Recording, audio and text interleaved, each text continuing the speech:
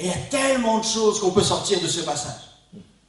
Le premier, c'est que Jésus les a obligés à monter dans la barque. C'est-à-dire que la première fois, tu fais de ton mieux, tu as ta relation spirituelle, et il y a des choses qui arrivent. Là, tu fais ton école, tu fais ton expérience. Et puis la deuxième fois, c'est l'examen. Jésus t'oblige en disant, on retourne dans la tempête, et là, je ne suis pas là. Même si tu dis, ah, la dernière fois, j'ai oublié Jésus. Pas là, Jésus. Il est là. Il n'est pas là. Là, c'est l'examen. Et je dois vous avouer honnêtement, je pense que j'ai raté mon dernier examen. Vous savez qu'on cherche une maison depuis très très longtemps. Et il y a à peu près 1 an, on s'est dit, bon, le bail finit mi-novembre, il va falloir se réveiller un peu. Alors on a commencé à chercher à gauche, à droite. Le temps passe, pas de problème, le temps passe, pas de problème. Et puis on arrive 6 mois avant, 5 mois avant, 4 mois avant. Bon, il va falloir se dépêcher un petit peu.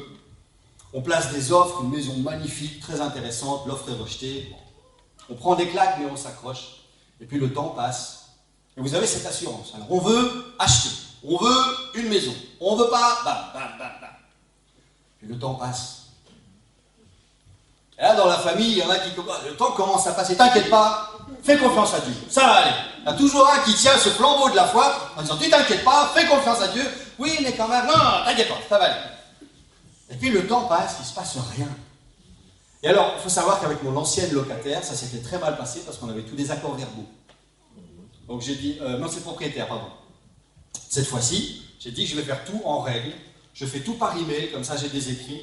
3 mois avant, j'envoie mon renom en disant, je vous notifie officiellement qu'à partir de telle date, on est parti. Vous me connaissez, hein? Elle me renvoie un mail en disant, vous êtes sûr? Le marché de l'immobilier est dur.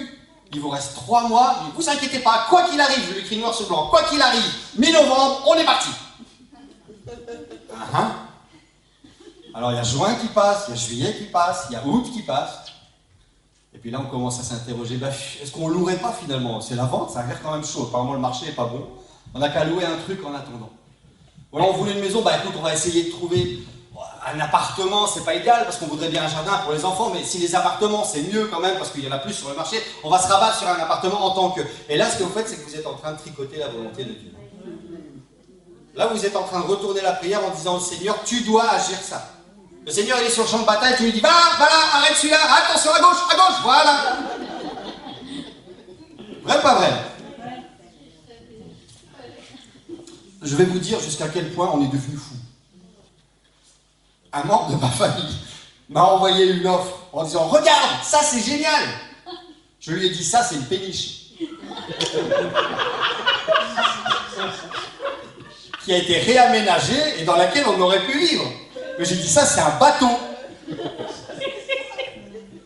Pour vous dire jusqu'où on a été, et honnêtement, mon épouse et moi, on est devenus dingues.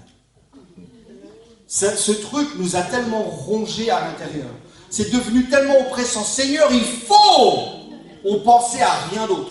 On priait pour rien d'autre. On a fait des sessions de prière à la maison et c'était honnête, c'était sincère.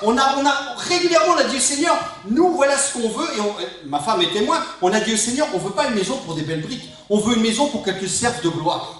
On veut une maison pour que ton esprit règne dedans. On veut une maison pour que nos enfants grandissent, pour qu'ils soient un témoignage. On veut une chambre de prière dans cette maison. On veut que quand les enfants de l'école viennent, ils sentent qu'il y a plus que juste une chouette famille à l'intérieur.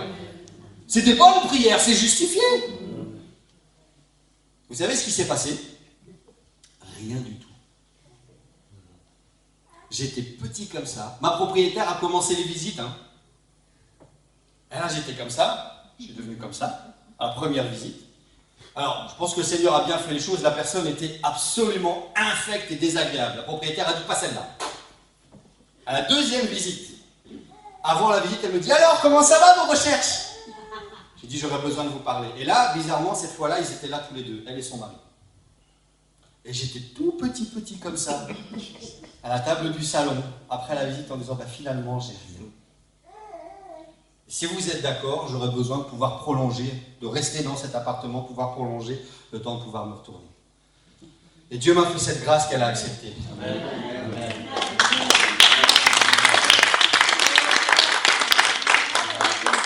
Et là, j'ai cette péniche qui était sur mon cœur.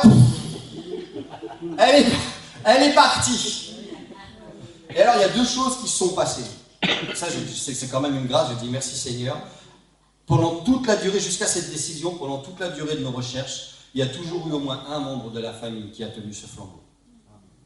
Au début, ma femme a commencé à stresser, je lui ai dit, t'inquiète pas, ça va aller, Dieu va pourvoir, fais confiance, vous connaissez, bulldozer, moi.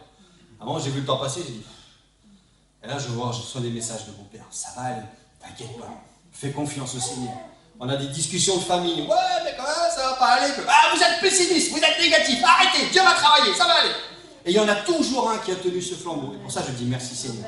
Notre famille n'a jamais été à un seul jour avec un flambeau de la foi éteint. Il y en a toujours au moins un qui a cru. Et là, je vous renvoie sur cette discussion qu'on a récemment sur l'importance d'être ensemble.